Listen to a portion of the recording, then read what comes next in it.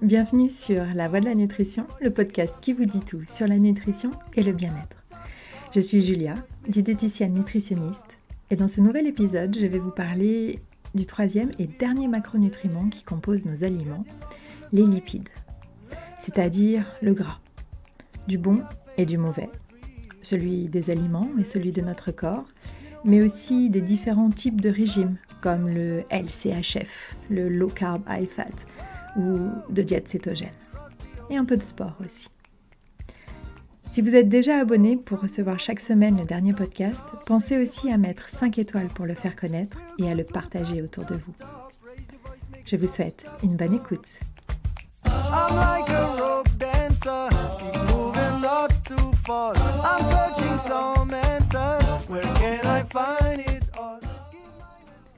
Après les protéines et les glucides, cette semaine, nous plongeons dans le monde des lipides, ce gras qui retrouve petit à petit sa noblesse et sa place dans nos assiettes. Comme nous l'avons vu la semaine dernière, c'est depuis sa défaite contre le sucre dans les années 70 que le gras est devenu l'ennemi public numéro 1.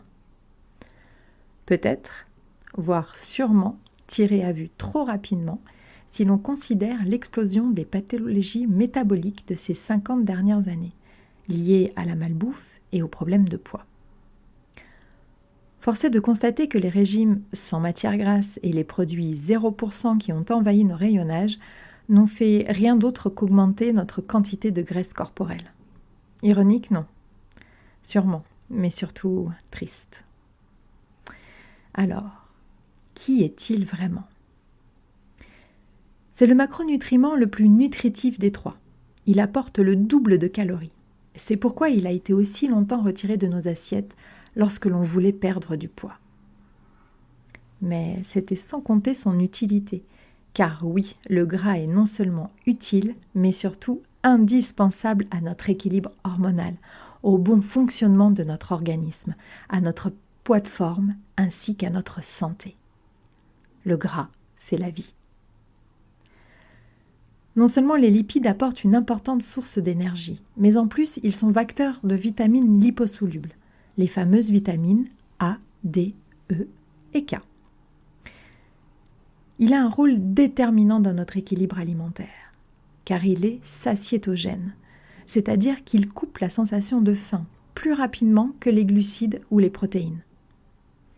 Il aide également à conserver une glycémie basse et stable, limitant ainsi la production d'insuline qui, on l'a vu dans l'épisode précédent sur le sucre, n'est en rien favorable à notre santé.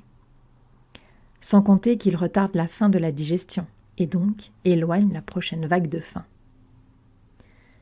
Une fois métabolisés en partie par les intestins et le foie, les lipides vont pouvoir jouer leur rôle, soit de stockage de l'énergie, soit de synthèse, notamment pour les hormones, ou encore comme un régulateur de la température corporelle. Il a donc tout bon. Et dans une alimentation équilibrée, il devrait représenter 30% des apports globaux. Comme pour les protéines et les glucides, les grosses molécules de lipides se divisent en molécules plus petites, qui sont majoritairement des acides gras. Les bons acides gras sont les acides gras insaturés, mono et poly, que l'on appelle aussi oméga 3, 6 et 9. Les oméga 3 et 6 sont dits essentiels. Cela veut dire que le corps ne peut pas les fabriquer et qu'il doit donc les trouver dans l'alimentation. A l'inverse, les vilains petits canards de la famille sont les acides gras saturés, majoritairement utilisés dans l'industrie agroalimentaire, notamment pour leur qualité de solidité à température ambiante. En trop grande quantité, pour faire simple, ils bouchent nos artères. Pour vous en rappeler, imaginez des boules de graisse créant un embouteillage dans nos artères, saturant ainsi le trafic. Tous ceux qui ont déjà fait un bilan sanguin ont déjà eu affaire à ces toutes petites molécules grassouillettes, les triglycérides, le cholestérol, le HDL et le LDL. Ah oui, ça vous dit quelque chose, n'est-ce pas ? Eh bien, ce sont ces marqueurs qui vont nous indiquer si vos artères vont bien, si votre foie fonctionne correctement. J'en profite pour faire une mise au point sur le cholestérol.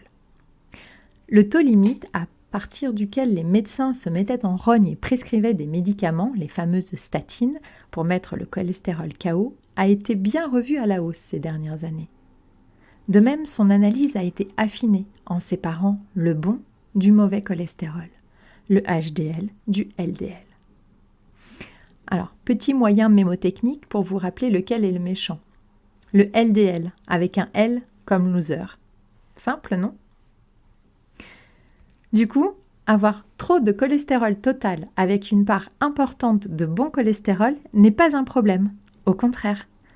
Le corps a besoin de ce cholestérol pour notamment nettoyer nos artères et ainsi nous permettre de fabriquer de la vitamine D, indispensable pour notre solidité osseuse, mais aussi pour notre bonne humeur et notre énergie au quotidien.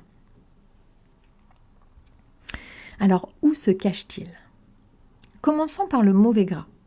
Ce sont les gras utilisés dans l'industrie agroalimentaire, dans une grande majorité, l'huile de palme, l'huile hydrogénée, les acides gras trans, les acides gras saturés, l'acide palmique, toutes les huiles de friture, et notamment le gras porté à trop haute température. Le beurre cuit, qui devient toxique et cancérigène. Le gras de la viande, particulièrement celle de bœuf et de porc. Mais pourquoi est-ce mauvais ? Car le corps ne les reconnaît pas. Et en grande quantité, il ne sait pas ni les traiter, ni les éliminer. Et les stocke donc où il peut. Et c'est le début des problèmes. Et le bon gras alors ? Lui, on va le retrouver dans les huiles végétales. Mais attention, celles de bonne qualité, sans extraction chimique avec solvant. Par exemple, l'huile d'olive vierge première pression à froid. Mais aussi l'huile de noix, de noisette, de lin, l'huile de coco. Il y a aussi toutes les graines et noix que l'on appelle oléagineux. Les amandes, les noix, les graines de courge, de lin, les graines de chia. Les poissons gras, sauvages de préférence, comme le thon, la truite, le saumon, les sardines ou le hareng. Le beurre cru, excellent pourvoyeur de vitamines A et E. Il y a aussi l'avocat, aliment complexe quant à sa nature. C'est un fruit gras que l'on consomme souvent chez nous comme un légume. Et comme tout bon macronutriment, le gras, les lipides, ont aussi leur régime propre. Est-ce que le régime Atkins vous dit quelque chose ? Celui-ci est plutôt pauvre en glucides, riche en protéines et en gras. Puis est apparu le low carb, ou plus exactement le LCHF, low carb high fat, qui veut dire pauvre en glucides, riche en lipides. Et oui, comme d'habitude, quand on supprime quelque chose, il faut bien le remplacer. Et plus récemment, la diète cétogène. Alors je vais vous parler un peu plus de la diète cétogène, qui, contrairement à l'équilibre alimentaire qui recommande, comme je vous l'ai dit, 30% en moyenne de lipides sur votre alimentation, cette diète voudrait que notre alimentation contienne 70 voire 80% de gras. Oui, 80%. Allez, sortez le beurre, le fromage et le lard, installez-vous, je vous explique tout ça. Là encore, tout a commencé par un détournement du milieu médical, comme nous l'avons vu avec le régime Dukan dans l'épisode sur les protéines. En effet, la diète cétogène a été mise en place en 1920 pour traiter les enfants épileptiques dont les crises diminuaient de façon significative. Malgré d'excellents résultats, elle a été abandonnée au fil des années avec l'apparition de nouveaux traitements médicamenteux, sûrement plus faciles à vivre au quotidien et plus lucratifs pour les groupes pharmaceutiques. Mais cette diète n'est pas perdue pour tout le monde. Et aujourd'hui, elle est en plein cœur d'études prometteuses pour différentes maladies, comme Alzheimer, les maux de tête et migraines sévères, les troubles du déficit de l'attention, l'autisme, la maladie de Charcot, les troubles du sommeil, mais aussi les cancers. Il y a eu une étude réalisée dans une tribu d'aborigènes en Australie qui m'a particulièrement marquée. Dans cette étude, il s'agissait de leur faire retrouver une alimentation de leurs ancêtres à forte teneur en lipides et végétaux, et bien sûr composée d'aliments bruts. Leur alimentation actuelle étant à 99% composée de produits industriels, de soda et de malbouffe. Même si l'expérience a été concluante, ce n'est pas ce que je souhaite vous partager, mais plutôt une interview qui m'a sidérée. On leur a d'abord demandé de quoi, aujourd'hui, mouraient leurs amis et leurs familles.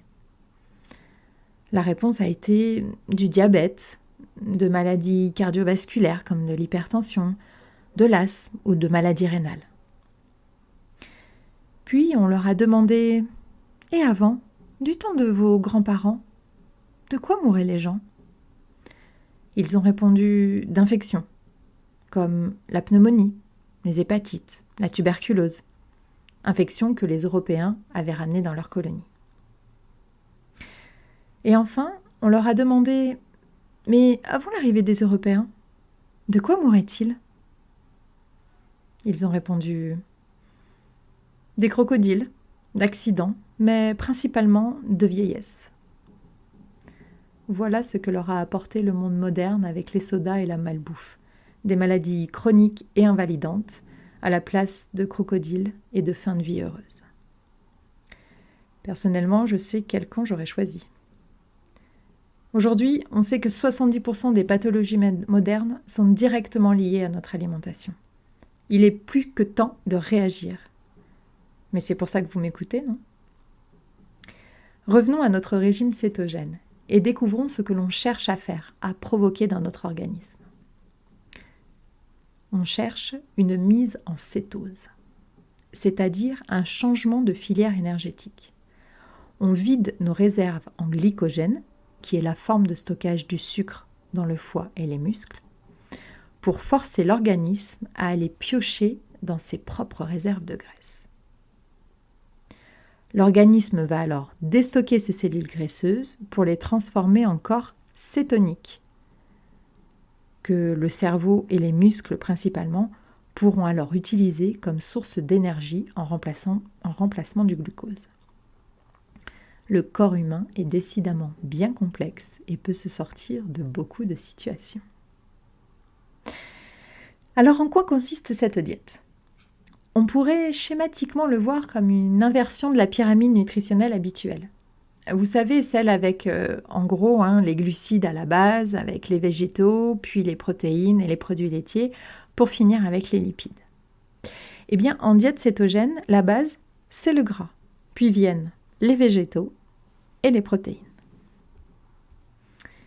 Comment fonctionne-t-elle ? Le corps est plutôt feignant, en tout cas partisan du moindre effort, et préfère de loin utiliser une forme directement assimilable et transformable en énergie comme le sucre. C'est pourquoi le changement de filière métabolique est compliqué et long, et non sans effet secondaire plutôt désagréable au démarrage.